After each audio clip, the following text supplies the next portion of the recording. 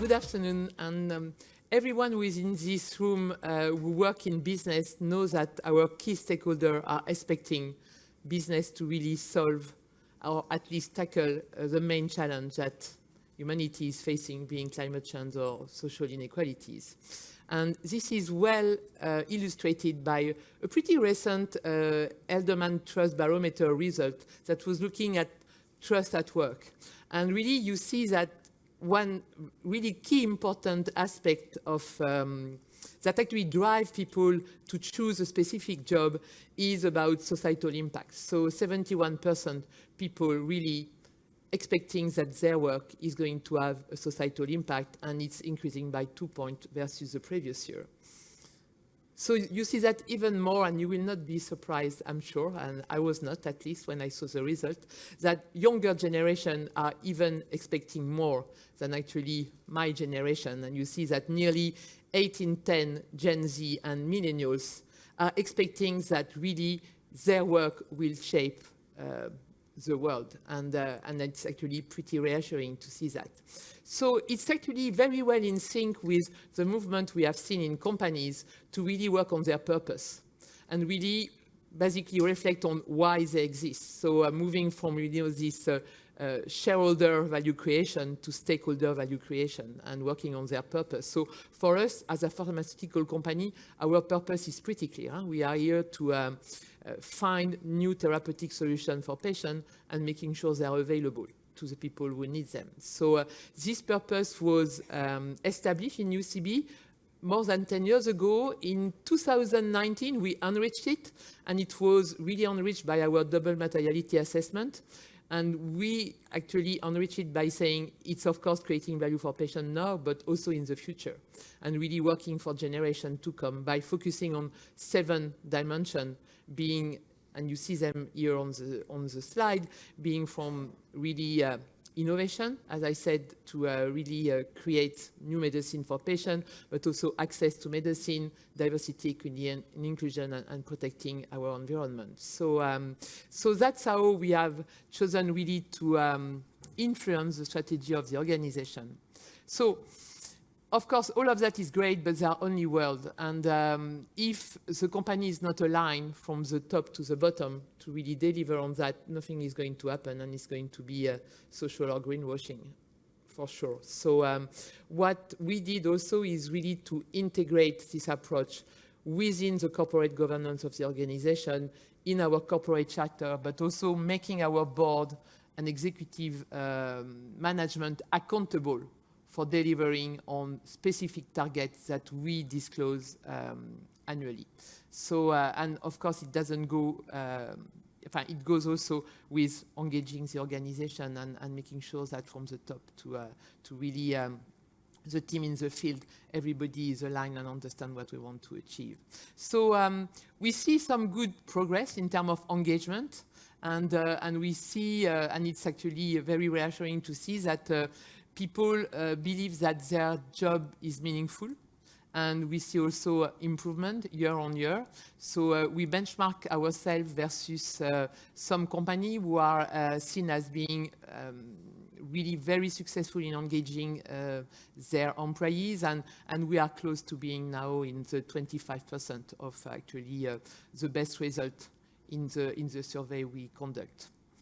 So this is not surprising, and this is not surprising when you understand what is employee engagement. It's actually this emotional connection between the value of the company and your own value. It's being able to be who you are at work, and that's why I believe we see this connection between what employee wants to do and what we are doing.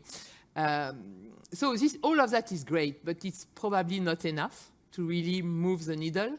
And you see a new trend that actually, probably not a new trend, a trend which is increasing, which is about what we would call employee activism, which are really people who want to change what the organization is doing, who have ideas, who want to bring them at work and really be change agent at work. You see that still, same Elderman Barometer, so published last year. I forgot to say that this survey is done in 7 countries.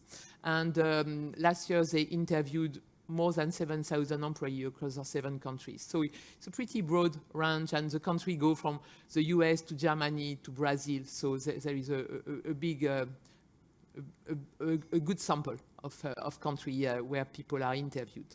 So you see here that employees believe that they really can change what is happening in the organization.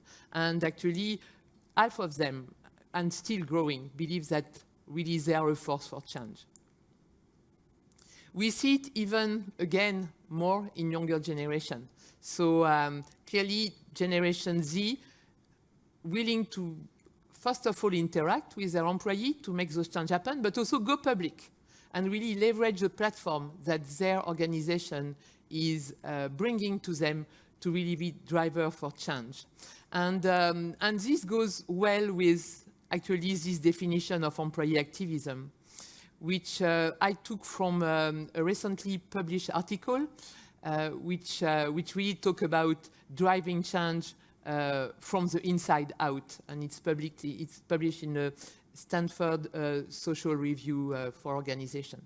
So you will have the reference at the bottom. So employee activism are really employees engaged in coordinated action to address a societal problem connected to the companies they work for. So it can be changing within organization, but also, as I said, using the organization as a platform to really drive change at large. So how does the corporate world react to employee activism? Actually, most organizations are not super comfortable with it because it's actually seen as disruption. You know, you have a plan, you have a strategy. Why on earth, people would be coming and asking you to do more? So really, it's still controversial, which is a bit surprising when you go back to the early days of employee activism, and you can find very interesting example in the US in the 70s, and probably some of you have this example in mind of women at AT&T who really started to really fight for their right and fight under gender employment discrimination, and were actually pretty successful to change the employment policy in AT&T, but also really raise this concern of gender discrimination in the US and basically change the way women were seen at work. So employee activism has been successful and is a powerful drive for change in society. And you see more and more literature coming in business journal that actually start reflecting on it and saying, yes, absolutely, employee activism is a force for change, but just leader needs to know how to deal with that and how to allow basically activists in the organization to really be a voice for change. So I'm going now to give you a few examples that we lived at UCB that illustrate actually quite well some of the examples that are given on these articles. So the first one is actually about really saying thank you to employees who started in 2010 our environmental sustainability journey approach. The really tackling climate change was not at all in 2010 on the agenda of our board or our executive. It was not there. And clearly, everything that started in our company started in the ground, really by people who were working in the UK and in Belgium, and we started to basically put together small projects and really convince their management that they needed to do more, get a bit of resource. And it took a few years, you see, nearly 5 years, up to the point where the company decided really to focus on it and integrate it in the strategy and really move to a comprehensive approach across the value chain.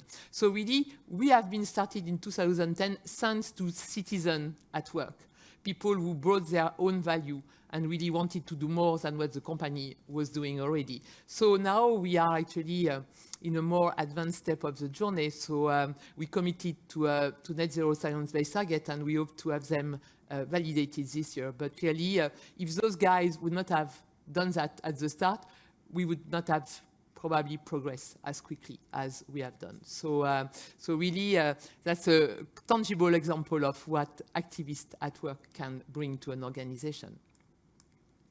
Another one, and I'm sure that actually most of you who work in company have also employee resource group. So we have a few at UCB, as you can see. And I want to mention an example of a project that has been launched by our ERG, who is organized by the community of employees who are from Hispanic and Latin origin. They not only work on really having their community well included in the organization, but they really realized, because some of them were working in our marketing department, that the way we were communicating in the US to the Latin and Hispanic community about disease was not actually the right way. And it was not done in a cultural way that was really impactful for actually those patients. And they started a project to really change the way we were communicating. So on epilepsy, so UCB is a company that clearly has been really present in this disease for a long time. And they really managed to convince the team to really change the way we communicate, adapt the communication to have a bigger impact in the Latin and Hispanic community. So clearly something that, again, was not started at all with a strategic intent from the company, but really from people who felt empowered to do it. So another example, and it illustrates probably something that needs to be embedded in the organization if you want actually employee activists to be empowered to really change things around them, is the way to avoid to work in a kind of blind environment. You are super convinced about what you want to do, you have your strategy, and therefore you work for it, and that's, the limit also of corporate governance. It's really super organized, and you don't deviate from where you want to go. But at the same time, the world is moving around us. And what we did 4 years ago, we established an external sustainability advisory board with 5 people who really are there to ground us in the reality of the world, and also challenge the way, of course, we progress on our sustainable performance agenda. But probably more importantly, they are activists themselves. They are big voice in, the climate change clearly debate. They are also, one of them is an activist in global health, and really advocating for innovation to be more available in geographies or in communities where they are not. And I can tell you that having them, so advising our board, advising our executive committee, and also being in contact with the whole organization has opened the mind of quite a lot of people across the organization. They don't allow us to be blind to actually what is happening. And because this dialogue is engaged, I think it helps also different perspectives to be heard. And the last point I wanted to share with you is also an initiative that we had recently, is just very openly talk about activism, and what it is, and why it can be a force for change in the organization. So we recently, in June, organized a webinar, and we do that quite often across the organization. We are not such a big organization. We are 9,000 across the globe, so working in 36 countries, and we open those webinars to everybody. So this time the topic was unlocking the internal power towards a healthier future. And really the idea was to bring an expert on employee activism, so Tessa Veronique, who is the former CEO of Fairphone, and she founded an NGO called The Undercover Activist, who is really there to help activists in the workspace to be heard in their organization. And we invited a professor of corporate governance and responsible capitalism to really dialogue together, so with also our corporate secretary. And that was open to everybody, so showing to the organization that it's okay, actually, to integrate different perspectives and that they are welcome. So I just want to leave you with some food for thought based on our own experience and also what is happening in the business world currently and also in the academic world, what is the thinking about employee activism and how it can bring change. So we all know purpose, accountability, transparency drive employee engagement as long as they are real and you see tangible impact of this engagement. But clearly, it's probably not enough to drive change, and we have in our organization a fantastic force, which are those people who want us to go above and beyond what we are doing. And clearly, I think one of the previous speakers mentioned that it's all about culture, and I really believe it. It's indeed all about culture and leadership qualities of the people in the company. It's about being aware that you could live in a world which is not the real world, and you can have blind spot and really going outside and being open to other perspective. It's about listening, for sure, to employee activists, but also enter in a constructive dialogue and really consider them as creative allies rather than disruptor. And I want to leave you with a quote of Tessa Veronique, which I really like, which is activism is love made visible. Activism is about really caring for the world, caring for humanity, and caring for the future generation. And I think this quote summarizes it very well.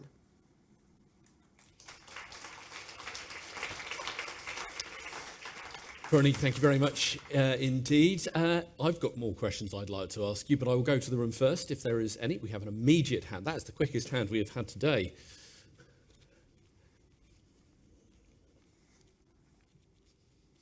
And I've completely lost where it was. Thank you. Thanks, I've got fast hands. Really interesting work that you do, and you've given me lots and lots of ideas. The question I had was around how you handle those conversations within the business around risk and all of the pushback that I imagine you get when you start bringing up a subject like employee activism. Yes, no, it's a good point. You know, activism is a word which scares organization because when we talk about activism, you know, I was talking about it with our CFO, and she was thinking about, you know, activists as investors activists. So really, it's very much tainted as really disruptor and people who really don't want to actually work to help, but work against the organization. So, you know, what we do is try to really talk about it, as I said, you know, do webinar and of course, be also conscious that it's about opening the dialogue. It's not always about doing exactly what the people want to do, because you're right, you know, you have risk attached and you probably can't do everything, you know, at a certain moment, but just opening the dialogue and being aware that it exists and that it can bring value. But you know, it's not giving a white page to everybody to do what they want. So it needs also to be clear in the way we open the dialogue with employee activists. Thank you. Any further questions from the room? No, my last question would be along those lines is, for you being involved in this, is there a single thing that you are most proud of that this approach has achieved? If you had to pick one, what would it be? Of what we did to, yes. You know, I would pick the External Sustainability Advisory Board, because that was also, and to your point, we had also the discussion when we established it about the risk, you know? What are we going to do with those people who are extremely well known externally, who are activists in their topic, if they actually challenge us to go in a way we don't want to go? And there were a bit of debate in the organization. So do we really need to do that? Or do we put ourselves at risk of actually being in a confrontation with them rather than a really constructive dialogue? And I'm very proud that we did it, because it has helped us tremendously. Of course, the discussions are not always super nice, you know, sometimes it's a bit uncomfortable, but at the same time, it had a fantastic impact, and it really helped us to think differently about how we are looking at challenges around us. And it has opened also, you know, the mind of the organization around activism and the positive side of activism. So I would pick this one. Yeah, it's such an exciting journey, and thank you so much for sharing it with us. Veronique, Toully, thank you so much. Thanks. Thank you.